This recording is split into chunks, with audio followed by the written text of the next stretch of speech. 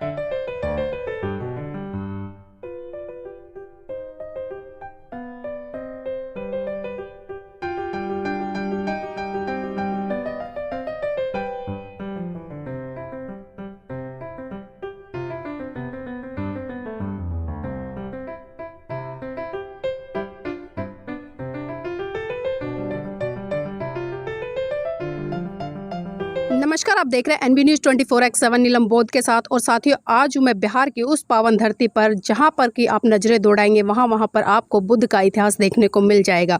और मेरे साथ में डॉक्टर जन्मय जी है, उन्हीं से जानना चाहूँगी सर, जिस तरह से हम यहाँ का जो वातावरण देख रहे हैं, किस तरह से जो पहाड़ी इलाका है, चारों तरफ बहुत सारी चीज़ें दिखाई दे रही हैं, एक मंदिर भी है और जो ये मंदिर हमें दिखाई दे रही है ये तो बहुत ही ऐतिहासिक है।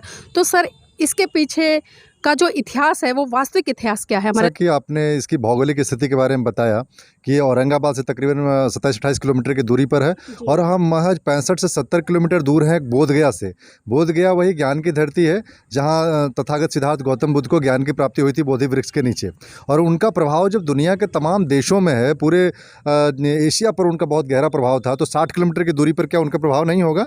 ये पूरी जो धरती है मगध की धरती है, विरासत से भरी हुई धरती है और ये बुद्ध की धरती थी। बुद्ध के ज्ञान का असर बहुत दिनों तक था। कालांतर में लोगों ने अंधविश्वास पाखंड फैला करके बुद्ध के जो प्रतीकें थी उनको गबन कर लिया। जो उनके स्तूपें थी उन सबको जो है कि दूसरे देवी देवताओं के रूप में लोगों ने हस्तांतरण कर लिया, मैं तो ये कहूँगा। और आज हम यहाँ उमगा में है, उमगेश्वरी मंदिर है और ये मंदिर भी 12वीं शताब्दी के मंदिर है। इसकी जो शैली है, बनावट की शैली जो है, 12वीं शताब्दी में बनने वाले तमाम मंदिरों को जब इसे तुलना करेंगे तो आप पाएंगे कि बिल्कुल एक समानता है। यहाँ देव में भी एक मंदिर है, ये उमगेश्वरी मंदिर है और एक दो और मंदिर है जो उस काल की बनी हुई है। उन सब के पत्थरों की जो बनावट है, उसकी जो टेक्सचर है और ये जो शैली है, ये बिल्कुल जो आप देखें कि 12वीं शताब्दी की बनी हुई मंदिरों से मिलती जुलती आपको यहाँ पर देखने को तमाम मिलेगा। और तो ये जो विरासत है उस दौर से जुड़ी हुई है, बुद्ध के शिक्षाओं से जुड़ी हुई है, उनके उपदेशों से जुड़ी हुई है, उनके ज्ञान से जुड़ी हुई धरती। हाँ, लेकिन सर, जिस तरह से अभी इस स्ट्रक्चर्स को हम देख रहे हैं ये तो काफ़ी प्राचीन और ऐतिहासिक है, लेकिन इसके पीछे में अभी ये जो भगवा कलर से एक मंदिर बना दिया गया है, तो हम देख रहे हैं कि जहाँ जहाँ बुद्ध के स्थान है वहाँ पर कहीं ना कहीं भगवाकरण, जो हिंदुत्व की एक संस्कृति है, वो स्थापित करने का प्रयास किया जा रहा है। तो कहीं ना कहीं ये जो देश की धरोहर है, जो संस्कृति है, उससे छेड़छाड़ नहीं है? हाँ, देखिए ये बड़ी पुरानी परंपरा रही है। आप देखेंगे जितने भी विहार थे, जितने भी बौद्ध से जुड़े हुए जितने भी जो स्तूप थे, उन सब में आप आज गहराई से जाकर देखेंगे तो फोटोग्राफी वर्जित है। और जब आप माइक्रो लेवल पर जाकर को एनालिसिस करेंगे तो देखेंगे कहीं ना कहीं बुद्ध को ही कपड़ा पहना करके, बुद्ध को ही एक्स्ट्रा जो है कि आँख लगा करके, हाथों में कुछ और थमा करके, साड़ी पहना करके, सिंदूर लगा करके, उनका कहीं ना कहीं एक तरह से ब्राह्मणीकरण कह सकते हैं। ये आपको बहुत जो है कि दृष्टिगोचर होगा ये चारे। तो इससे कोई मुँह नहीं मोड़ सकता है कि बड़े मंदिर जो हैं, बड़े जो मठ हैं, उन सबको आज मंदिरों में रूपांतरित कर दिया गया है, इसमें कोई शक नहीं। तो यहाँ भी उसी का एक चीज़ है कि ये पुरानी 12वीं शताब्दी के मंदिर के बीच में एक नया स्ट्रक्चर लगा करके जो है तो इसका हस्तांतरण कर लिया गया है, एसिमिलेशन कर लिया गया है अपने धर्म में, और आज इसको मंदिर के रूप में लोग पूज रहे हैं और इसमें जो है कि अपनी मुक्ति ढूंढ रहे हैं लोग। जी सर, जिस तरह से हम देखते हैं, भले सिद्धार्थ का जन्म नेपाल में हुआ, लेकिन बिहार ने बुद्ध दिया इस देश को। और जिस तरह से मनोवैज्ञानिक में एक साइंटिस्ट कह सकते हैं, उन्होंने विश्व का पहला, और जिस तरह से उन्होंने मन की स्थिति को सुधारते हुए काम किया, और आज हम देख रहे हैं कि कहीं ना कहीं वही मन की स्थिति लोगों को दूसरी संस्कृति की तरफ धकेलने का काम कर रही है। तो इसको किस तरह से देखते हैं सर? देखिए कई इस खास जगह की यदि हम बात करें, उम्गेश्वरी मंदिर की बात करें, उम्गा की बात करें, तो ये मगध की धरती है। ये सम्राट अशोक के विरासत की धरती है, तथागत बुद्ध की शिक्षाओं की धरती है। यहाँ पर एक अपनी बहुत समृद्ध परंपरा थी। उसको कालांतर में समय के साथ लोगों ने उसको जो है कि धूमिल कर दिया, उससे लोगों का ध्यान भटका दिया, लोगों के ऊपर दूसरी चीज़ें परंपराएं लाद दी गई हैं। कई शोधकर्ताओं ने यहाँ उम्गा में आकर के ये पूरे मंदिर को खंगाला है। एक पुरानी दूर दूर एक स्ट्रक्चर देख रहे होंगे, वो बौद्ध गुफाएं हैं। वहाँ लोगों ने उसमें देखा है कि बुद्ध के समय बुद्धकालीन जो प्रतीकें हैं वो यहाँ पर मिली हैं। तो समय के साथ-साथ ये जो लोगों का दिमागी बदलाव आ गया, लोग बुद्ध की शिक्षाओं से कट गए, बुद्ध के प्रतीकों से कट गए, बुद्ध की देशनाओं से कट गए, पंचशील से कट गए लोग। तो ये कहीं न कहीं ये ह्रास है, हमारे सांस्कृतिक ह्रास है, सांस्कृतिक हड़प कह सकते हैं। और दोबारा आज की पीढ़ी को उस विरासत से जुड़ना पड़ेगा, उस विरासत को जानना पड़ेगा, उस खोए हुए विरासत को हासिल करने के लिए संघर्ष करने की ज़रूरत है। इसके लिए सभी स्तर पर कार्य करने की आवश्यकता है। कलमकार से लेके, साहित्यकार से लेके, फ़िल्मकार से लेकर के, बुद्ध भिक्षु से लेकर के, बुद्ध के मानने वाले जितने भी लोग अनुयायी हैं, सबको बहुत शक्ति के साथ इन विरासतों पर अपना कब्ज़ा वापस लेना पड़ेगा। इससे जुड़े हुए तमाम जो चीज़ें हैं उनको वापस लेना पड़ेगा, और जनमानस में इससे जुड़ी शिक्षाएँ जो है पहुँचानी पड़ेगी।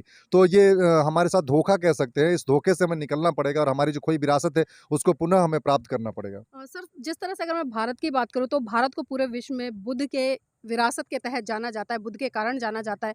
लेकिन क्या बात है कि जो यहाँ की सरकार है, और ख़ासकर जो मैं बिहार की सरकार की बात करूँ, क्योंकि आपने जिस तरह से ऐतिहासिक पृष्ठभूमि यहाँ पर बताई है और यहाँ पर काफ़ी गुफ़ाएँ भी हैं और भी बहुत सारी चीज़ें हैं, तो सरकार की क्या भूमिका है इन चीज़ों को संजोने में?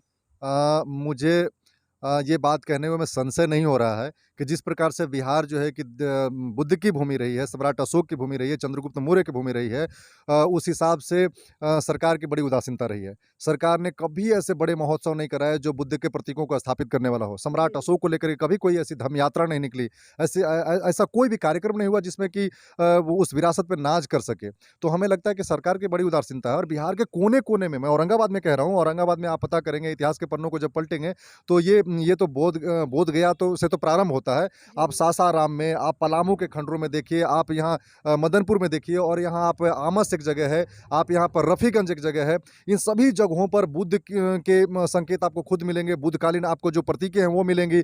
कई यहाँ पर जो विहार थे, कई स्तूपाज थे जिनको तोड़-तोड़ करके एकदम खंडित कर दिया गया है। यहाँ फेसर के पास एक जगह है जहाँ पर निरंतर जो है कि बुद्धकालीन जो ईंटें हैं उसको निकाली जा रही है, उसको ध्वस्त किया जा रहा है, उसको बर्बाद किया जा रहा है। सरकार यदि इन चीज़ों को लेकर के संजीदा होती तो उसको रोक लगाती, या आर्कियोलॉजिकल सोसाइटी ऑफ इंडिया को वो दावत देती, वहाँ वो लोग आकर के उसका खनन करते, उसका संरक्षण करते, वहाँ पर जो है कि वो बाकी तमाम चीज़ें स्थापित करते, जिससे बुद्ध कालीन जो चीज़ें हैं उसको बचाया जा सके, सुरक्षित किया जा सके। इन चीज़ों का पहल नहीं हो पाना, बुद्ध की विरासत को मिटाया जाना, बुद्ध की विरासत को सामान्य खंडहर समझ करके उसको ध्वस्त किया जाना, और सरकार की चुप्पी, ये जताता है कि कहीं न कहीं इसको लेकर के सरकार संजीदा नहीं है। सरकार जो है कि बुद्ध के विरासत को लेकर के, सम्राट अशोक की विरासत को लेकर के, चंद्रगुप्त मौर्य की उस सशक्त पहचान को कहीं न कहीं वो हल्के में ले रही है, और ये बड़ा दुखद बात है। जी, सर, ऐसा सरकारें क्यों कर रही है? अगर हम बुद्ध की आइडियोलॉजी की बात करें, उनके सिद्धांतों की बात करें, वो मानव मानव एक समान की जो आइडियोलॉजी है वो देती है, करुणा मैत्री भाईचारे का संदेश देती है। तो इन चीज़ों को स्थापित करने में आखिर सरकार को क्या दिक्कत है? डरती है क्या बुद्ध से? संविधान हमारा इतना अच्छा है, इक्वलिटी, फ्रैटर्निटी, जस्टिस की बात करता है। जी। संविधान को लोग लागू क्यों नहीं करते हैं? संविधान को लागू करने में उनको दिक्कत क्या चीज़ है? संविधान को लागू करने में दिक्कत यही है कि लोग इक्वलिटी के लिए यदि लड़ने लगे, लोग फ्रैटर्निटी, जस्टिस खोजने लगे, तो सरकार के नाक के दम हो जाएगी। यही बात मैं बुद्ध के बारे में कहता हूँ। बुद्धकालीन विरासत, सम्राट अशोक की विरासत, जो वो जस्टिस की बात करते थे, न्याय की बात करते थे, सबके अवसर की बात करते थे, सबके हक की बात करते थे। इन बातों को यदि ज़मीनी स्तर पर एक आदमी तलाशने लगेगा तो सरकार भागती नज़र आएगी। सरकार के पास कोई रास्ता नहीं मिलेगा बचने के लिए। इसलिए सरकार गाहे-बगाहे लोगों को घुमा-फिरा करके, लोगों के बीच में विद्वेष पैदा करके, लोगों में बाँट-चीत करके, लोगों के बीच में धर्म लगा के, जो आसान रास्ते पे लोग चलते जा रहे हैं, उसी रास्ते पे लोगों को धकेल करके लोग जो है कि सरकारें जो हैं कि अपना एक तरह से बड़ी ज़िम्मेवारी से भाग जाती है। हमें तो यही लगता है। इसलिए लोगों को ही अपनी ज़िम्मेवारी पहचाननी पड़ेगी, और जो खोई हुई चीज़ें हैं, जो मुश्किल में पड़ी हुई चीज़ें हैं, उनसे निकाल करके लोगों को आगे लेकर के बढ़ना पड़ेगा।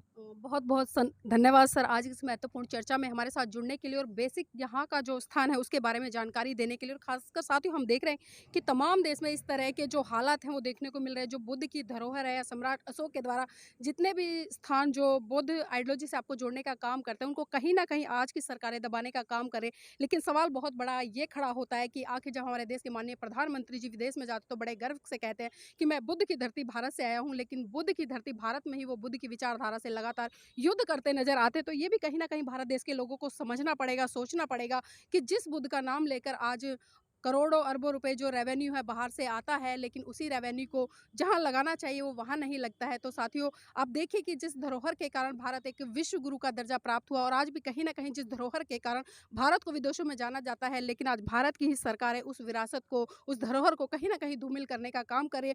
तो ये जो जागरूक लोग हैं उनकी नैतिक जिम्मेदारी बनती है कि इन धरोहरों को बचाने के लिए यथासंभव जो हो सके वो प्रयास करना चाहिए और देश के लोगों को सच्ची विरासत और सच्ची संस्कृति से रूबरू कराने का काम करना चाहिए।